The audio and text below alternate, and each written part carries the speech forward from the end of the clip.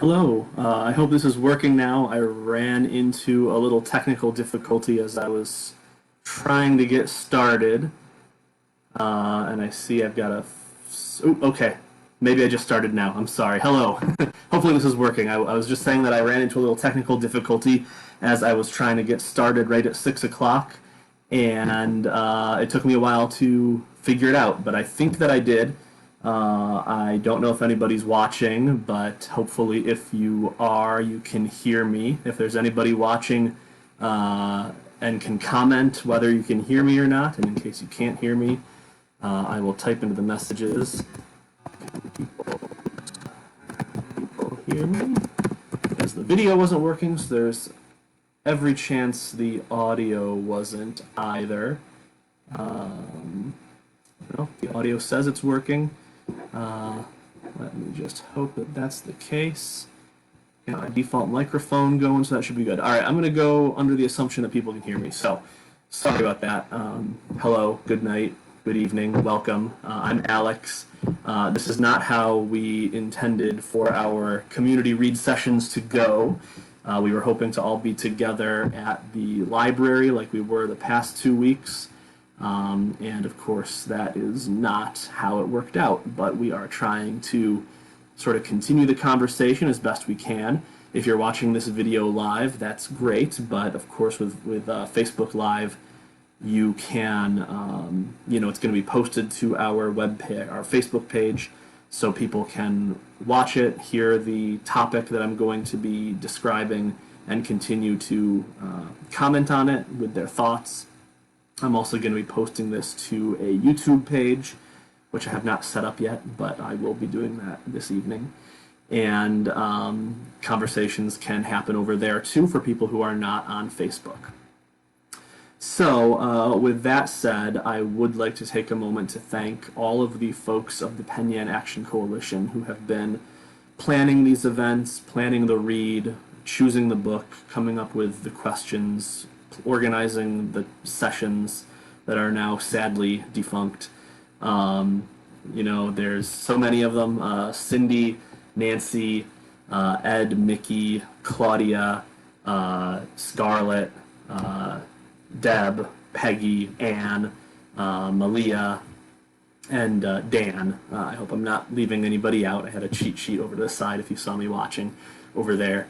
But they've all done an amazing job of getting this stuff organized so far. The first 2 sessions that we held at the library were wonderful.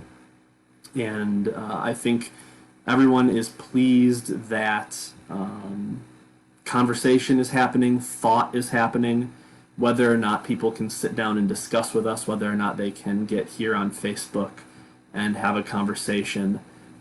They're reading the book, long sold out of their orders several times over, and we heard of numerous book clubs that were reading the book.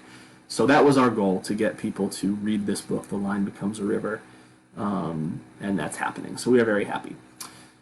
But it's always good to go deeper when we can, and so that's the purpose of the discussion groups we were hoping to have, and that's the purpose of this video. And Claudia has put together a number of questions around different themes and topics that come up in the book, and they're really wonderful. And so that's going to be kind of the guiding structure of these videos, which I hope we'll do one every couple of days. We just want to focus on one topic at a time so that folks can really kind of dig into those themes or whatever they may be.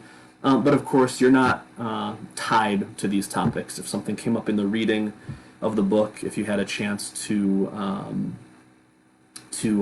have a book club discussion about it, and an interesting topic came up in your discussion of your book club, whatever, you have a question about something, you can share those thoughts as well. You are not limited to the topics we bring up here.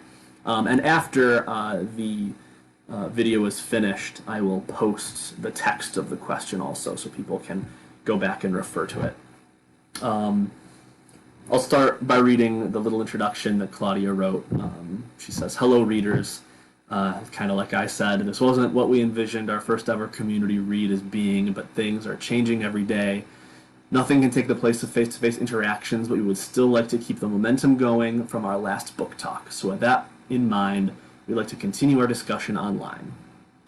So check in every couple of days for a different topic. So today's topic, again brought up by Claudia, is wolf imagery in the book. That's wolf imagery. Claudia writes, in part 1, the author opens with a dream about a wolf. At the end of the dream, the wolf is licking his face. In part 2, the author once again opens with a story about a wolf.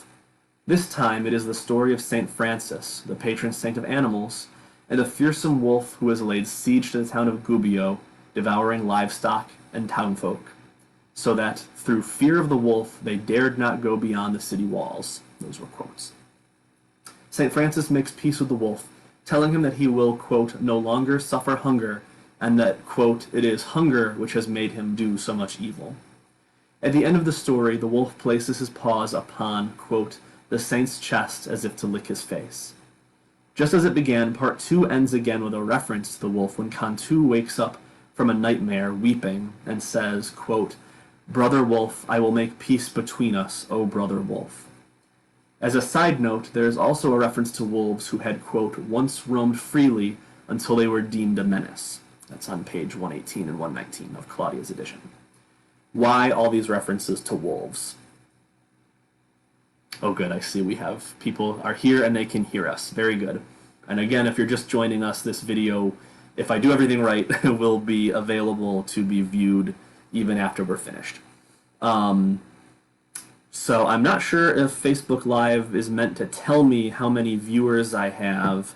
I don't see that anywhere, so I don't know if it's just me and Mickey and Ed right now, or if there are other people out there. Feel free to just kind of chime into the comments, hey, we're here. If you're not, that's okay, because again, this will be posted. People can view this whenever is convenient.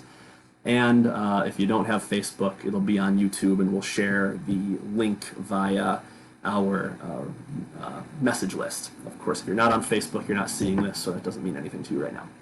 I'll go ahead and read Claudia's topic again, in case somebody is just joining us. And do let me know. Sometimes I talk fast, especially if I'm like not sure how this is going and I'm kind of nervous. But all right, so again, the topic is wolf imagery, and Claudia writes, in part 1, the author opens with a dream about a wolf. At the end of the dream, the wolf is licking his face. In part 2, the author once again opens with a story about a wolf. This time is the story of St. Francis, the patron saint of animals, and, quote, a fearsome wolf who has laid siege to the town of Gubbio, devouring livestock and townfolk, so that, quote, through fear of the wolf, they dared not go beyond the city walls. St. Francis makes peace with the wolf, telling him that he will no longer suffer hunger, quote, unquote, and that, quote, it is hunger which has made him do so much evil. At the end of the story, the wolf places his paws upon the saint's chest as if to lick his face. Just as it began, part 2 ends again with a reference to the wolf when Cantu wakes up from a nightmare weeping and says, quote, brother wolf, I will make peace between us, O brother wolf. As a side note, there is also a reference to wolves who had, quote, once roamed freely until they were deemed a menace on pages 118 and 119. So why all these references to wolves? And I see Mickey has some thoughts there. Goes to his mom's strong ties to the natural environment and his pull there. I remember there was some discussion of the role of nature in the book at one of our previous sessions, so it sounds like that ties together. Very good. Maybe this isn't a great moment to confess this, but I suppose it's better than not. I had intended to get to the book at some point. I was thinking, oh, leave it for other people to get the copies that Longs has. So I never got a copy. I have not started reading it.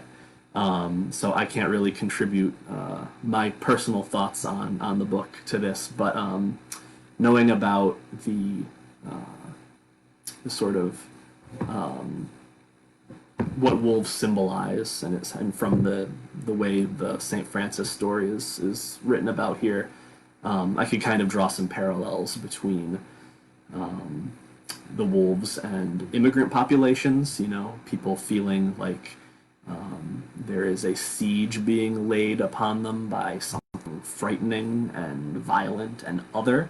only for St. Francis to come along and through his example show that you can make peace with the wolf, and maybe the wolf wasn't so bad. I know in the story itself, the St. Francis stories, yes, the wolf was doing bad things, but in the context of contemporary American sociopolitics, there can be that the laying of things at the feet of the quote-unquote wolf that are not necessarily fair. And you could also think perhaps of border patrol workers as the wolves. And I know that Cantu, as someone who has ties to both sides of the question, might feel kind of pulled in two different directions. Oh, thank you, Mickey. Mickey, always reassuring. So that's what I would, just knowing about wolves and what they symbolize and drawing on my knowledge of current events, that's kind of what comes to mind for me. Sounds like a very a fruitful thematic topic to delve into. So again, I've been kind of thinking a lot about how these sort of Facebook and other sorts of asynchronous online programming will go, not just for this group, but also in my work as a librarian.